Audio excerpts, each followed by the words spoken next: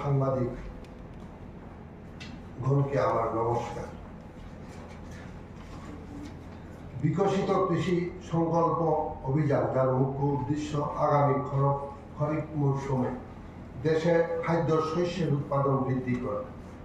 29শে মে শুরু হয়ে গত 12 জুন সমস্ত ভারতবর্ষের সাথে ত্রিপুরা অন্নদাতা গণের স্বতঃস্ফূর্ত উপস্থিতিতে অত্যন্ত সাফল্যভাবে সমাপ্তি হয়েছে।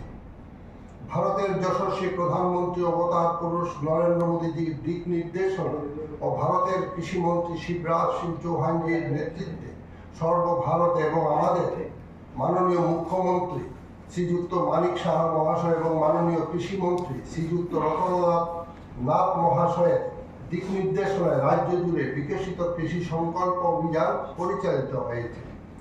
গত 19শে মে শচীন দেববর্মা কমিউনিটি হল বিশ্রামগঞ্জে এই অভিযানের শুভারম্ভ করেন আমাদের মাননীয় মুখ্যমন্ত্রী শ্রীযুক্ত মানিক সাহা মহাশয়, এবং ওই দিন মাননীয় মুখ্যমন্ত্রী, মাননীয় কৃষিমন্ত্রী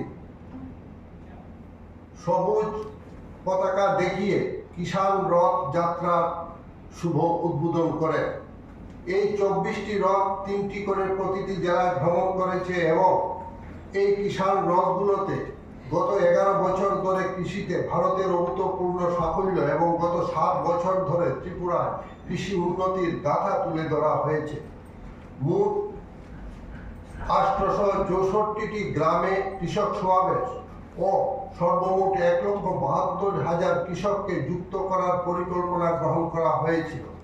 সরকারি পরিসংখ্যান অনুসারে 956টি গ্রাম এই অভিযানের সাথে যুক্ত হয়েছে ও 873টি কৃষক বার্তালাপ সভা করা হয়েছে এবং বার্তালাপ সভায় উপস্থিত ছিলেন 1,95,263 জন কৃষক ভাই বোন, যা আমাদের লক্ষ্যমাত্রার চেয়ে বেশি। প্রকৃতপক্ষে এই সমাবেশগুলোতে উপস্থিত ছিলেন 3 লক্ষেরও বেশি কৃষক।